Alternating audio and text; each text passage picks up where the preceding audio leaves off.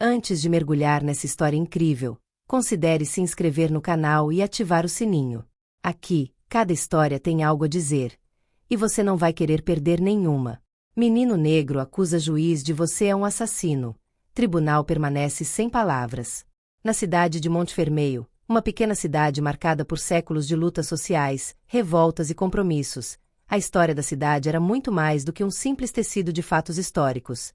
Era um emaranhado de emoções coletivas, injustiças não reparadas e fraturas invisíveis. Montefermeio não era apenas uma cidade comum. Era um microcosmo das tensões raciais, econômicas e políticas que abalavam o país. Os bairros eram divididos entre aqueles que viviam à sombra das antigas fábricas e aqueles que ocupavam as casas novas, longe da vista das massas. Em cada esquina, as cicatrizes do passado eram visíveis. Muros ainda marcados pelos protestos da década de 1960, placas comemorativas de antigos ativistas e memórias que nunca puderam ser verdadeiramente apagadas.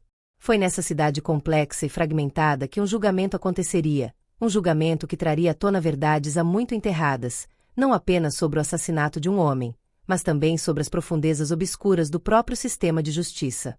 O jovem Tierno, um garoto de 16 anos de constituição magra e feições cansadas, estava no cais, olhando fixamente para frente. Seu olhar, penetrante e danificado pelo sofrimento, parecia atravessar o tribunal, ancorando-se em um vazio que só ele parecia capaz de perceber. Por trás desse olhar se escondia a história de um jovem consumido pela perda de seu pai, um homem que ele adorava, admirava e respeitava. Mas além da dor pessoal havia uma dor ainda mais profunda, a de ter perdido um pai e agora ter que suportar o fardo de uma acusação injusta. Seu pai, Omar Fall, não era simplesmente um trabalhador como alguns alegavam. Ele não era o simples trabalhador que passava a vida consertando motores e máquinas.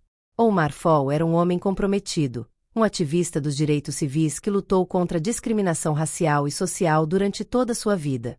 Ele foi um homem que lutou para garantir que as vozes dos oprimidos fossem ouvidas, um homem cujo nome era respeitado nos círculos ativistas, mesmo que muitos preferissem manter certa distância por medo das consequências.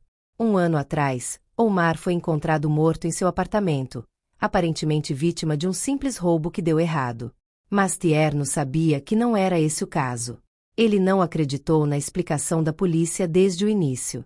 O assassinato de seu pai parecia ter sido uma mensagem, um aviso, um gesto frio e calculado com a intenção de silenciar um homem muito influente nos círculos de protesto. E agora, sem nenhuma evidência, seu próprio filho, Tierno, foi injustamente acusado do assassinato, o principal suspeito em um caso onde a inocência parecia uma quimera. Tierno estava calmo, quase calmo demais para um jovem em tal situação. Naturalmente reservado, ele nunca gostou de chamar atenção para si. Entretanto, a tragédia de perder o pai e a angústia dessa acusação caluniosa fizeram surgir nele uma raiva que ele nunca conseguiu expressar.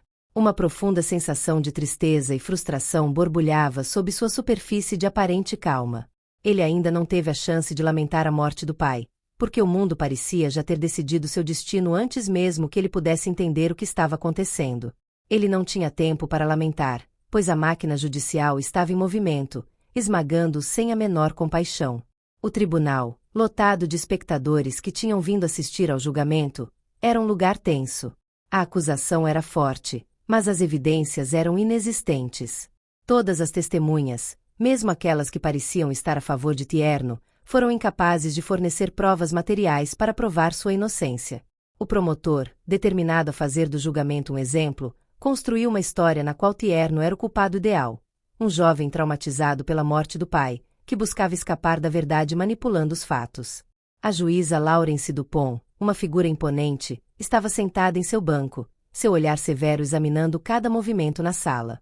Ela era respeitada, até mesmo temida, por todos que a conheciam. Para observadores externos, ela personificava a justiça. Uma mulher forte, metódica e imparcial que sempre defendia a lei, independentemente das circunstâncias. Mas aqueles que conheceram Montefermeio, aqueles que viveram aqui por muito tempo, sabiam que por trás de seu exterior frio se escondia um passado muito mais complexo, uma realidade que poucas pessoas ousavam enfrentar. Laurence Dupont não era apenas um juiz, ela era uma instituição em si mesma. Suas decisões tiveram grande peso, não apenas no tribunal, mas também nos bastidores da política local, onde suas conexões com homens influentes lhe permitiram ascender na hierarquia do poder. A maioria dos habitantes de Montfermeil respeitava sua autoridade, mas alguns sussurravam que sua ascensão ao poder não foi acidental. Outros, menos afortunados, sussurravam que ela estava ligada a algum negócio duvidoso e que a verdade nem sempre fora prioridade em seus julgamentos. O julgamento foi longo, interminável, uma série de testemunhos confusos e acusações vagas. Tierno continuou a proclamar sua inocência, com o olhar fixo no juiz, sem nunca desviar o olhar. Ele sabia que ela não acreditaria nele.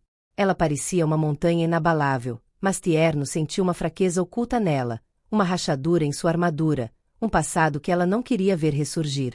Havia uma sensação de desconforto na sala, uma pressão invisível pesando sobre os ombros de todos, mas especialmente sobre o do juiz Dupont, como se as próprias paredes estivessem pressionando para revelar uma verdade há muito enterrada. Mas hoje, quando o veredito estava prestes a ser dado, algo aconteceu que mudaria tudo. O suspense que havia saturado a sala durante semanas atingiu seu ápice. A sombra do veredito pairava, uma ameaça que parecia esmagar o espaço, pesando sobre os ombros de todos. O tribunal estava tenso, como uma corda prestes a arrebentar. A acusação e a defesa ficaram ali, numa espécie de suspensão, esperando, assim como os espectadores, que a justiça fosse proferida. A hora havia chegado. As testemunhas, cujos olhares estavam fixos no juiz, prenderam a respiração, esperando que algum sinal do juiz pudesse oferecer uma saída, mas nada apareceu. Os advogados, com as mãos tremendo de nervosismo, trocavam olhares furtivos, cheios de dúvida e incerteza. Pequenos sussurros podiam ser ouvidos, mas ninguém ousava quebrar o pesado silêncio que cobria a sala. Os olhares dos espectadores se voltaram de um para o outro, alguns buscando conforto nas expressões familiares dos rostos próximos, outros tentando entender a reviravolta imprevisível dos acontecimentos. No centro de tudo, o juiz Dupont permaneceu perfeitamente imóvel. Sua postura era rígida, seu olhar penetrante fixo nos papéis à sua frente, mas nem mesmo sua compostura perfeita conseguia mascarar a ansiedade que transparecia nas rugas de suas sobrancelhas, a tensão nervosa em suas mãos cerradas na beirada do banco. Ela parecia pronta para julgar, mas no fundo de seus olhos escuros algo estranho pairava, como um fugaz lampejo de angústia, um arrepio que ela não conseguia reprimir. O murmúrio da plateia se intensificou, mas o juiz, implacável, não reagiu. Ela ainda não tinha dito nada. Então, de repente, algo inesperado aconteceu, algo que deixou o tribunal em um caos silencioso. Tierno, até então congelado numa postura quase de resignação, levantou-se abruptamente. Seu corpo parecia reagir ao momento com uma força incontrolável, um impulso nascido do acúmulo de dor, raiva e injustiça que ele havia sofrido. Suas mãos tremiam levemente, como se não conseguissem conter a intensidade do que estava prestes a ser liberado. Seu coração batia forte, mas seus olhos permaneciam firmes e determinados. Um arrepio percorreu a sala. O jovem parecia ter se transformado em uma chama pronta para consumir tudo em seu caminho. O tempo parecia se expandir. Tierno ficou ali, com o olhar penetrante carregado pela dor de uma verdade que carregava dentro de si, como uma pedra que ele esperou muito tempo para depositar. Ele olhou fixamente para a juíza Laurence Dupont, que, sentada em seu trono de mármore, parecia menor, mais vulnerável do que nunca sob seu olhar. A intensidade daquele olhar ia muito além da acusação que ele havia recebido, além do seu próprio destino. Era o brilho da verdade, crua e implacável, pronta para engolir tudo o que ele havia encontrado. Ele pigarreou, respirando em rajadas curtas, como se fosse preciso um universo inteiro para reunir suas palavras. Então, com uma voz trêmula de emoção, mas carregada de uma força incrível, ele falou palavras que paralisaram a sala. Você é um assassino. Um silêncio absoluto caiu sobre a sala, um silêncio tão denso que era possível ouvir corações batendo. As próprias paredes pareciam prender a respiração. Os advogados ficaram parados, com suas canetas pairando sobre os arquivos como se estivessem congeladas no tempo. As testemunhas atordoadas permaneceram congeladas em seus bancos, com os olhos arregalados, algumas com a boca entreaberta, incapazes de acreditar no que tinham acabado de ouvir. E no centro de tudo, o juiz Dupont. Ela, a mulher conhecida por sua autoridade fria, seus julgamentos intransigentes, sua total falta de reação emocional, empalideceu. Sua pele, já clara, perdeu toda a cor. Pela primeira vez em 20 anos, ela olhou para baixo. Lentamente, muito lentamente, como se um peso enorme tivesse caído de repente em sua nuca. Seu rosto, normalmente tão expressivo de firmeza e controle, transformou-se em uma máscara de pedra, impenetrável, mas não perfeita. Os sussurros começaram a se espalhar pela sala como uma maré silenciosa, mas incontrolável. Uma onda de sussurros, descrença, medo, expectativas. No entanto, aos ouvidos de Tierno, tudo soava confuso, abafado, como se um véu de névoa tivesse envolvido o quarto. O mundo exterior estava se afastando. Havia apenas ele, sua dor, sua verdade, e esta mulher, esta juíza que ele enfrentaria com as armas da memória. O menino falou novamente. Desta vez, sua voz não estava mais trêmula. Vibrava com uma intensidade baixa, dolorosa, mas sólida. Ele não recitou. Ele estava se libertando do que carregava há muito tempo. Você matou minha mãe há 20 anos e incriminou meu pai pelo assassinato para silenciá-lo. Você matou a alma da minha família. Suas palavras o atingiram como golpes de marreta. Eles destruíram a imagem institucional, abalaram o equilíbrio desta sala onde o judiciário pensava que reinava supremo. Os advogados trocaram olhares incrédulos, quase temerosos. Um deles abriu a boca como se fosse protestar, mas nenhum som saiu. Ninguém na sala ousou interromper Tierno. Em poucos segundos, ele se tornou muito mais que um acusado. Era uma testemunha viva da injustiça que havia sido suprimida, o repositório de uma verdade que a cidade havia enterrado em suas entranhas. E ele contou. Ele contou uma história que poucas pessoas conheciam, uma história que até mesmo os arquivos oficiais haviam cuidadosamente apagado. Ele falou de Noura Keita, uma ativista dos direitos civis, uma jovem brilhante e impetuosa que lutou contra políticas repressivas, discriminação sistêmica e abusos de poder. Ela denunciou veementemente as injustiças raciais dentro da polícia local e do sistema judiciário. Ela rapidamente se tornou uma figura perturbadora. Certa noite, Noura foi encontrada morta em um beco, com o corpo quebrado e o olhar ainda cheio de raiva e lucidez. Oficialmente, foi um roubo que deu errado. Mas todos que a conheciam sabiam que ela tinha inimigos poderosos. Tierno olhou para o juiz, seu olhar agora afiado como uma lâmina.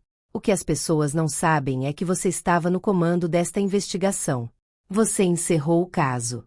Você que fez os relatos contraditórios desaparecerem. Você que removeu as testemunhas. Minha mãe. Ela descobriu tudo. Ela sabia. Na sala, os sussurros cessaram abruptamente. Agora todos ouviam em silêncio, atentos a cada palavra de Tierno. Ele explicou como, anos antes, quando tinha apenas 6 anos, sua mãe, Ava Fall, começou a investigar secretamente a morte de Noura. Eles eram amigos desde a faculdade. Ativistas juntos. Lutadores. Ava encontrou cartas, gravações e bilhetes que Noura havia deixado antes de morrer. Ela guardou esses documentos cuidadosamente, sabendo que se os revelasse sem cautela, ela seria o próximo alvo. Antes de eu morrer naquele acidente. Acidente? Não, não foi. Ela me deu uma caixa. Eu era pequeno. Ela me disse, você vai entender depois. Guarde isso em segurança, mesmo que você ainda não consiga ler. E eu guardei. Por anos. A voz de Tierno agora era firme, carregada de dor que lentamente se transformava em fogo. Ele falou sobre esta caixa, uma caixa de metal, escondida sob uma ripa do chão do antigo apartamento deles. Continha fotocópias de e-mails, trechos de diários e uma gravação de áudio. E, acima de tudo, uma cópia de um antigo relatório policial. O nome do juiz Dupont aparecia lá, riscado, mas legível. Ela foi identificada por ter dado ordens para não perseguir certos suspeitos. Ela havia fechado o arquivo.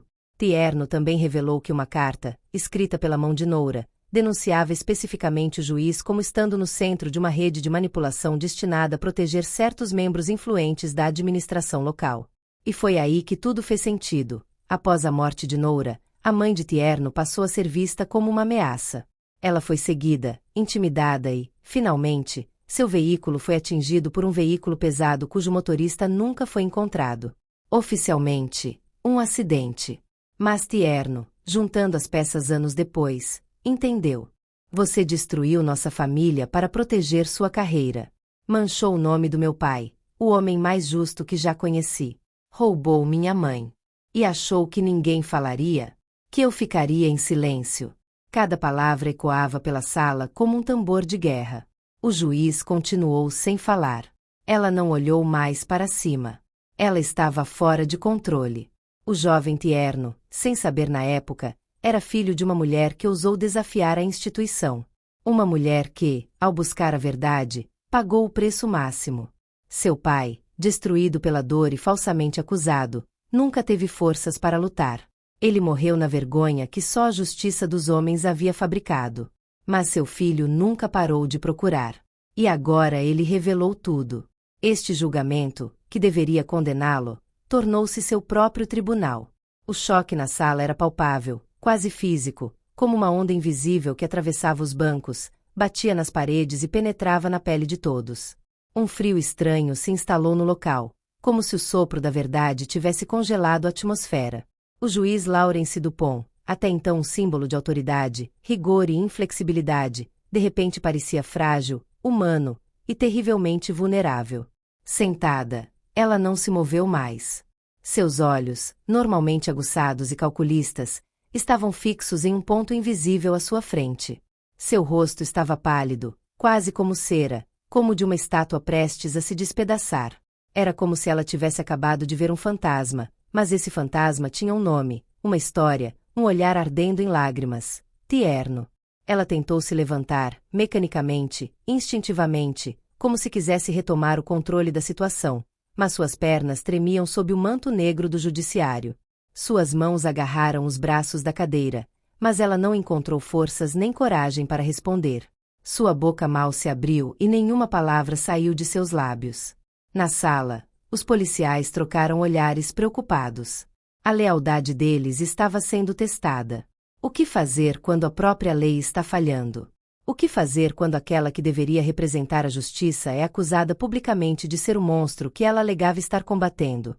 Mas nenhum deles se moveu. Como se estivesse paralisado pelo peso da revelação.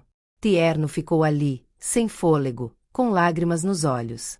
Mas essas não eram lágrimas de fraqueza. Eram lágrimas carregadas de anos de silêncio, luto inacabado e raiva contida. Ele olhou para o juiz com profunda tristeza, uma dor antiga que vinha das profundezas de sua infância. Você destruiu minha família, mas hoje estou aqui para pôr fim às suas mentiras. Você não é apenas um juiz. Você é um assassino. Sua voz, calma mas cortante, cortou o silêncio como um sabre. Não foi nada parecido com um grito. Foi uma declaração, uma frase mais forte que qualquer veredito. Um silêncio mortal caiu novamente. Não era mais uma questão de surpresa, mas de vergonha coletiva. A de uma sociedade que, por muito tempo, fez vista grossa. Todos na sala olhavam para a juíza, não mais como um pilar da justiça, mas como uma mulher sitiada pela verdade. Sua autoridade havia evaporado, desmoronado sob o peso de seus erros passados. Os jornalistas, presentes no fundo da sala, começaram a rabiscar febrilmente seus cadernos, para registrar em silêncio, para capturar o momento. Porque o que tinha acabado de acontecer não era apenas uma acusação. Foi uma mudança histórica. E naquele dia, o veredito não importava mais.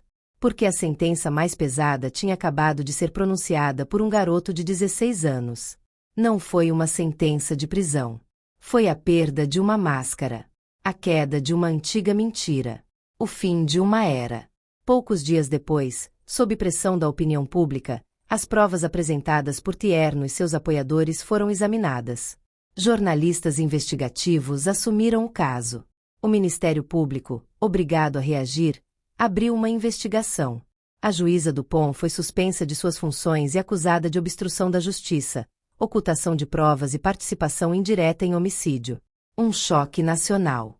Tierno, embora injustamente acusado, foi imediatamente libertado. O caso contra ele foi arquivado. Mas, mais do que isso, um procedimento excepcional foi iniciado para reabilitar seu pai, que foi oficialmente exonerado. Seu nome foi limpo e sua memória foi publicamente elogiada. Na cidade de Montfermeil, há muito atormentada pela injustiça, pelo medo e pelo racismo sistêmico, um movimento de reforma foi lançado. Cidadãos mobilizados. As vozes se elevaram. Comissões foram criadas para examinar antigos casos suspeitos. E no centro desse ponto de virada estava Tierno. Ele, o garoto quieto, quebrado muito jovem, que se tornou, apesar de si mesmo, o rosto de uma verdade que as pessoas tentaram sufocar. Para ele, justiça nunca foi nada além de uma palavra. Era uma promessa. Uma busca. Uma chama que queimava silenciosamente desde a noite em que sua mãe fechou os olhos pela última vez. O julgamento não foi uma questão jurídica simples. Foi um terremoto. Uma ressurreição. Um grito das sombras. E nas ruas de Montefermeio, enquanto a mídia do país se apressava para cobrir esse caso extraordinário, as pessoas sussurravam que não era o juiz que havia falado naquele dia, mas a própria verdade, transmitida pela voz trêmula de um filho.